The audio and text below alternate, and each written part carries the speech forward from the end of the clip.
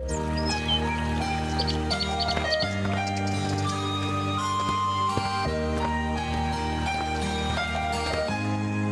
गांव में बिशन नाम का एक बूढ़ा पहलवान अपनी पत्नी और बेटे के साथ रहा करता था। बिशन का बेटा इंदर खेती करके अपने परिवार का पालन पोषण करता था। बिशन की बूढ़ी पत्नी अक्सर बीमार रहा करती थी। एक दिन बिशन अपनी पत्नी की दवाई लेकर घर लौट रहा था कि तभी गांव के व्यक्ति सोमू बिशन का रास्ता रोककर बोला, क्या हाल है बिशन जी? ये शीशी लेकर इतनी तेजी से कहां जा रहे हो? ये मेरी पत्नी की दवाई है सोमू, मैं इसे लेकर घर पर जा रहा हूं। मैं बहुत दिनों से आपसे कुछ बात करना चाहता था बिशन। जब तुमने मेरा रास्ता रोका था तो मैं तभी समझ गया था कि तुम मुझसे कुछ बात करना चाहते हो। बोलो। बात यह है बिशन कि मेरे बेटे को पहलवानी का शौक चढ़ा हुआ है और मेरी भी इच्छा यही है कि वो पहलवानी करे और अपने गांव का नाम रोशन करे। और पहलवानी तुमसे बेहतर और कौन सिखा सकता है? मैं तुम्हारी इच्छा का सम्मान करता हूं सोमू, लेकिन मैं तुम्हारे बेटे को पहलवानी नहीं सिखा सकता। लेकिन क्यों बिशन? सारा गांव जानता है सोमू कि मैं किसी जमाने में पहलवानी किया करता था, लेकिन अब मैंने पहलवानी छोड़ दी है। अपने बेटे से कहो कि वो अपना ध्यान कामकाज पर लगाए तो वो ज्यादा सफल होगा। बिशन की बात सुनकर सोमू के चेहरे पर क्रोध झलकने लगा। अपने बेटे इंदर को तो पहलवानी के अच्छे दांव पेच सिखा रहे हो, चुपके चुपके उसे कुश्ती लड़ना सिखा रहे हो, और मेरे बेटे के सीखने के नाम पर बोल रहे हो कि तुमने पहलवानी छोड़ दी है। मुझे तुमसे ऐसी उम्मीद नहीं थी बिशन। ये क्या कह रहे हो तुम? सारा गांव जानता है कि मेरा बेटा खेती करता है, उसे कब से पहलवानी करने का शौक चढ़ गया। तो जाओ, जाकर अपने बेटे इंदर से पूछो कि वो रोज सुबह 4 बजे अखाड़े में क्या करने जाता है। इतना कहकर सोमू क्रोधित होकर वहां से चला गया। रात को जब इंदर घर पर आया तो बिशन उससे कुछ भी नहीं बोला। पूरी रात बिशन ने जाग कर ही गुजार दी। सुबह इंदर तैयार होकर जैसे ही घर से बाहर निकलता है कि तभी बिशन उठकर इंदर के सामने खड़ा हो जाता है। इतनी सुबह सुबह कहां जा रहे हो इंदर? मैं आपको बताना भूल गया पिताजी। आज मुझे सुबह सुबह खेतों में सिंचाई करनी थी, और सिंचाई करने के लिए सुबह 4 बजे ही उठना पड़ता है, क्योंकि हमारे खेत का ट्यूबवेल कुछ दिनों से खराब हो गया है।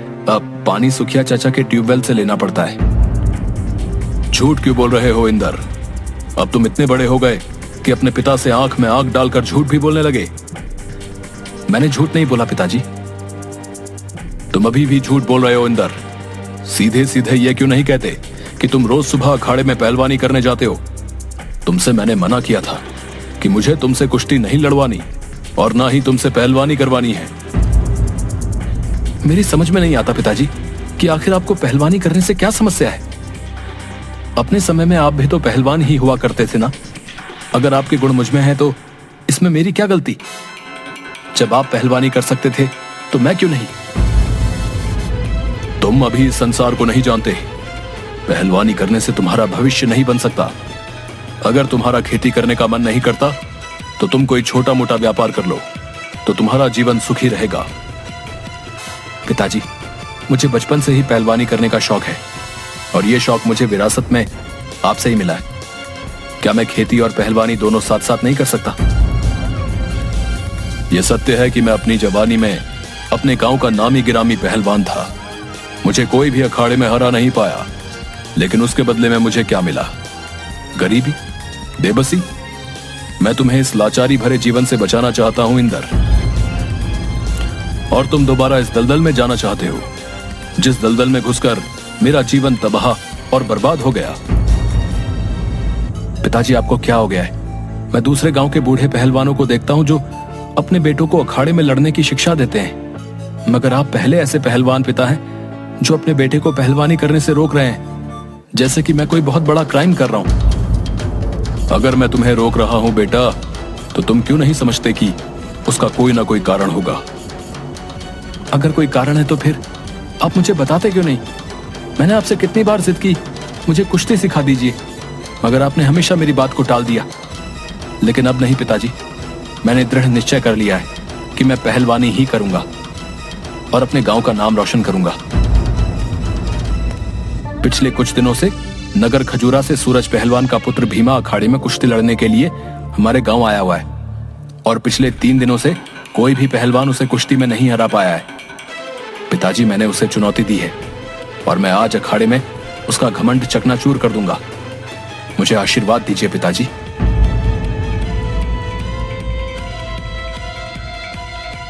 सूरज का नाम सुनकर बिशन बुरी तरह से चौंक जाता है। क्या चंदन नगर के सूरज का बेटा भी पहलवान बन गया है? हाँ पिताजी, तुम उससे नहीं लड़ोगे इंदर। ये कैसी बातें कर रहे हैं आप? पिताजी, मैं उसे भरे गांव में चुनौती दे चुका हूं। इतना सब कुछ हो गया और तुमने मुझे अभी तक नहीं बताया।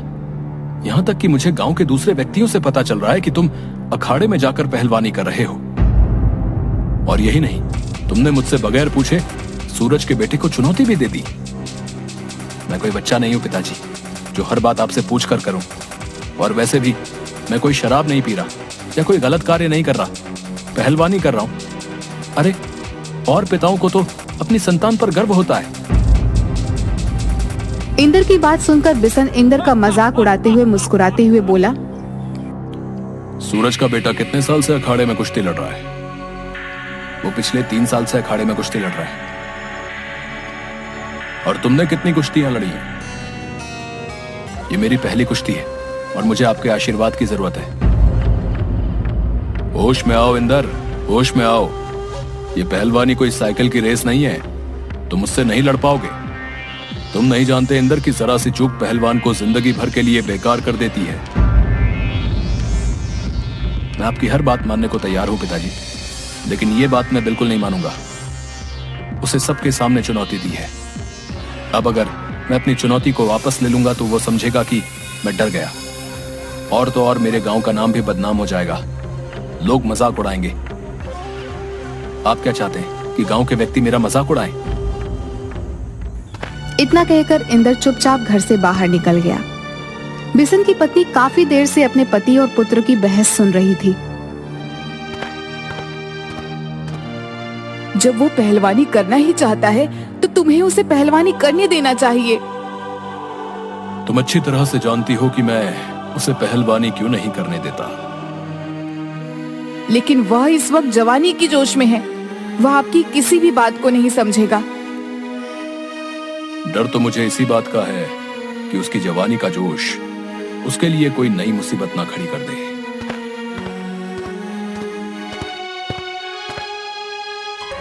इंदर दोपहर के समय अखाड़े में पहुंच गया। अखाड़े में बहुत से लोग इंदर का ही इंतजार कर रहे थे। गांव का मुखिया इंदर की ओर देखकर बोला, हम तुम्हारा ही इंतजार कर रहे थे इंदर। जाओ, इंदर भीमा को धूल चटा दो। मुखिया की बात सुनकर इंदर अखाड़े में उतर गया। भीमा इंदर की ओर देखकर मुस्कुराता हुआ बोला, मुझे लड़ते हुए 3 वर्ष से ज्यादा हो गए हैं। तुम पहली बार अखाड़े में कुश्ती लड़ रहे हो। अभी भी समय है। क्षमा मांग लो और वापस चले जाओ। क्षमा तो कुछ देर बाद तुम मांगोगे भीमा। मैं तो तुम्हारे भले के लिए तुम्हें समझा रहा था। जैसी तुम्हारी मर्जी। भीमा और इंदर में कुश्ती होने लगी। इंदर ने भीमा को 2 मिनट में ही चित कर दिया। भीमा बुरी तरीके से हार गया। गांव के मुखिया ने इंदर को विजय घोषित कर दिया। इधर भीमा अपना जरा सा मुंह लिए हुए अपने पिता सूरज के सामने जाकर खड़ा हो जाता है। मुझे आज तक कोई हरा नहीं पाया और तू एक नौसिखिए से हार कर आ गया। मेरा नाम मिट्टी में मिला दिया। वो नौसिखिया कोई आम लड़का नहीं, बल्कि अपने समय के नामी गिरामी पहलवान बिशन का पुत्र है। बिशन का नाम सुनकर सूरज बुरी तरीके से चौंक जाता है। तुमने मुझे पहले क्यों नहीं बताया कि तुम्हें बिशन के पुत्र ने चुनौती दी है? कहते हैं इंदर को लड़ाई के दाव पेच विरासत में मिले हैं। चिंता मत करो, 2 दिन बाद तुम दोबारा उस इंदर को चुनौती दोगे। आप इंदर की ताकत को नहीं जानते पिताजी, उसे हरा पाना बहुत मुश्किल है। तुम अभी पहलवानी के बारे में अधिक नहीं जानते। मत भूलो, मैं इस गांव में अखाड़ा चलाता हूं। 3 दिन बाद सूरज भीमा के साथ इंदर के गांव पहुंच गया और मुस्कुराता हुआ मुखिया से बोला, तुम्हारे गांव के लड़के ने मेरे पुत्र भीमा को बड़ी आसानी से हरा दिया। हाँ तो मेरा बेटा इंदर को दोबारा चुनौती देने आया है। इसका कहना है कि अगर इंदर वाकई में एक मर्द है तो आज दोपहर में वो आकर इससे कुश्ती लड़े, नहीं तो चूड़ियां पहनकर अपने घर बैठ जाए। इतना कहकर सूरज भीमा को लेकर वहां से चला गया। मुखिया तुरंत इंदर के पास पहुंच गया और उसे सारी घटना बता दी। ठीक है मुखिया जी, मैं आज दोपहर को सही समय पर अखाड़े पर पहुंच जाऊंगा। मुखिया वहां से चला गया, मगर इंदर नहीं जानता था कि मुखिया और उसकी यह बात बिशन दरवाजे से चुपके से सुन रहा था। इंदर दोपहर में जाने की तैयारी कर रहा था कि तभी बिशन इंदर से बोला, ये सूरज की चाल है इंदर, उसके झांसे में मत आना। वो तुमसे बदला लेने आया है। मैं सूरज को बहुत समय से जानता हूं। आप कहना क्या चाहते हैं पिताजी? अब समय आ गया है तुम्हें बताने का। सूरज को जिस अखाड़े से लाखों रुपए की महीने की आमदनी होती है, उस अखाड़े की जमीन मेरी है। बिशन की बात सुनकर इंदर बुरी तरीके से चौंक गया। क्या आपने मुझे इस बारे में पहले क्यों नहीं बताया? अगर वो जमीन आपकी है तो फिर गांव को छोड़कर यहां क्यों चले आए? बरसों पहले एक रोज सूरज ने बड़ी चालाकी से मुझे उकसाया। जब मैं कुश्ती लड़ने के लिए अखाड़े में उतरा तो उसने एक शर्त रखी कि अगर वो मुझे हरा देगा तो ये सारा अखाड़ा जमीन सहित उसका हो जाएगा। मैं उसकी चालाकी को समझ नहीं पाया। सूरज ने धोखे से मेरी आंखों में एक पाउडर डाल दिया। कुछ देर के लिए मुझे दिखाई देना बंद हो गया। इसी का फायदा उठाकर सूरज ने अपने शरीर की पूरी ताकत लगाकर एक घूंसा मेरे पेट में मार दिया। मैं हार गया और मैं सड़क पर आ गया। मैं तुम्हें और तुम्हारी मां को लेकर इस गांव में चला आया। बाद में मुझे पता लगा कि सूरज ने धोखे से जो घूंसे का वार मेरे पेट पर किया था, उससे मेरी एक किडनी पूरी तरह से डैमेज हो चुकी थी। इसी वजह से मैं आज कोई मेहनत का काम भी नहीं कर पाता। आपने मुझे ये बात पहले क्यों नहीं बताई पिताजी? अब तो मैं भीमा से जरूर लड़ूंगा और आपका बदला जरूर लूंगा। इतना कहकर इंदर बहुत तेजी से घर से निकल गया और अखाड़े में पहुंच गया। कुछ ही देर बाद भीमा और इंदर में कुश्ती होने लगी, मगर भीमा ने बड़ी चालाकी से इंदर की एक टांग तोड़ दी। इंदर हार गया। इंदर को इस हालत में देख बिशन की आंखों में आंसू आ गए। इंदर अब अपाहिज हो चुका था। मैं तुमसे इसीलिए मना करता था बेटा, और मैंने तुम्हें चेताया भी था कि सूरज अपना बदला लेने के लिए आया है। ये उसकी चाल है, लेकिन तुमने मेरी बात नहीं मानी। लेकिन अब क्या होगा जी? इंदर हमारा इकलौता सहारा था। भीमा ने उसकी टांग इतनी बुरी तरीके से तोड़ी है कि डॉक्टर ने कहा है कि इसकी टांग सिर्फ विदेश में ही सही हो सकती है, नहीं तो ये जीवन भर अपाहिज ही रहेगा। यही तो हमारे बुढ़ापे का सहारा था। अब हम क्या करेंगे? अचानक बिशन इंदर की ओर देखकर बोला, तुम तो पहली बार में कुश्ती जीत गए थे, दूसरी बार में अचानक तुम्हारे साथ क्या हुआ? मुझे नहीं पता पिताजी। मुझे बस इतना पता है कि मैं कुश्ती जीतने ही वाला था कि तभी मुझे अचानक दिखाई देना बंद हो गया, और इसका फायदा उठाकर भीमा ने अपनी टांग मेरी टांग पर बुरी तरह से मार दी और मेरी टांग टूट गई। अच्छा नहीं किया ये सूरज ने, ये अच्छा नहीं किया। इतना कहकर बिशन अपने गांव के मुखिया को लेकर सीधा सूरज के घर पर पहुंचा।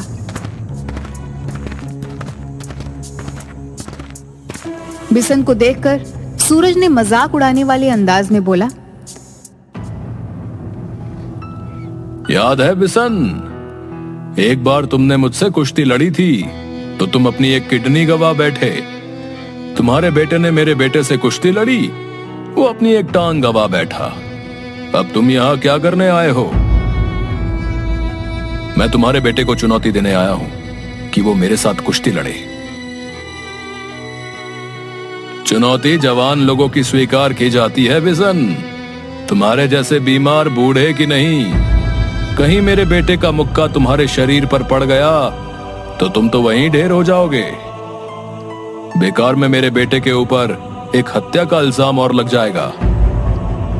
तुम मेरी चिंता मत करो सूरज, चले जाओ यहां से बिशन, मुझे तुम्हारी चुनौती स्वीकार नहीं। तो क्या तुम्हारी संतान के शरीर में तुम्हारा खून नहीं दौड़ रहा? बिशन ने यह बात बोली ही थी कि तभी भीमा क्रोधित होता हुआ बाहर निकल कर आया। बस बहुत हो गया बिशन चाचा, काफी देर से आपकी उम्र का लिहाज कर रहा था। तुमने मेरे बेटे के लिए बहुत घटिया बात बोली है बिशन। तुम्हें इसका जवाब कल अखाड़े में मिलेगा और कल के अखाड़े में सारा गांव इकट्ठा होगा और तुम्हारी मौत को देखेगा। मुझे कल का इंतजार है।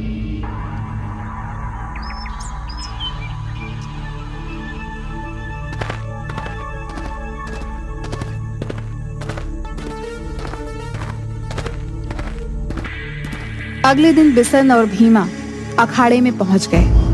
वहां पर मौजूद सभी लोग बिशन के लिए दुआएं कर रहे थे, क्योंकि बिशन एक बूढ़ा पहलवान था, जबकि भीमा एक हट्टा कट्टा शारीरिक रूप से बलिष्ठ पहलवान था।